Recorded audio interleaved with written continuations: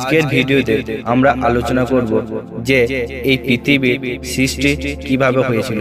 আর মার্কণ্ডেয় পুরাণ মতে মধু ও কৌটব নামক দুজন অসুরের মেদ থেকে এই পৃথিবীর সৃষ্টি হয়েছিল বলে এই পৃথিবীর আর এক নাম মেদিনী।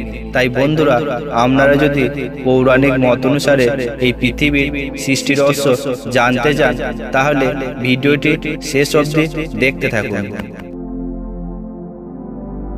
হরি করো রে ভজ।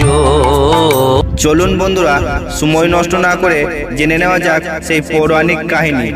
মার্কণ্ডেয় পুরাণ মতে মধু ও কৈটব নামক দুইজন দৈত্যের একত্রিত নাম হলো মধু কৈটব।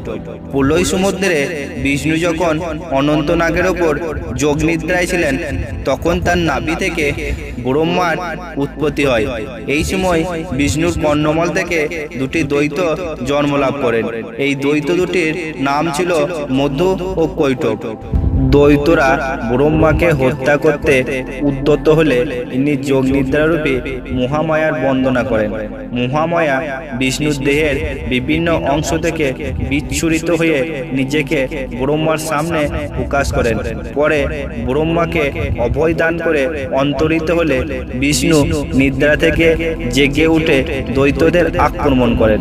এরপর বিষ্ণু এদের সাথে 5000 বছর যুদ্ধ করেন, কারণ এই দৈত্যরা মহামায়ার দ্বারা অনুগ্রহভাজিত ছিল।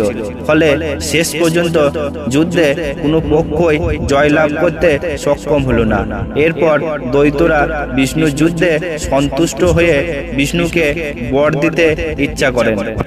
ভগবান বিষ্ণু বলেন যে লোক হিতার্থে তোমরা আমার দ্বারা বধ হও। দৈত্যরা বিষ্ণুকে বললেন যে তুমি আমাদেরকে জলহীন স্থানে হত্যা করো। এরপর বিষ্ণু তার হাঁটুর ওপর উভয় দৈত্যকে রেখে সুদর্শন চক্র দ্বারা তাদের শিরচ্ছেদ করেন।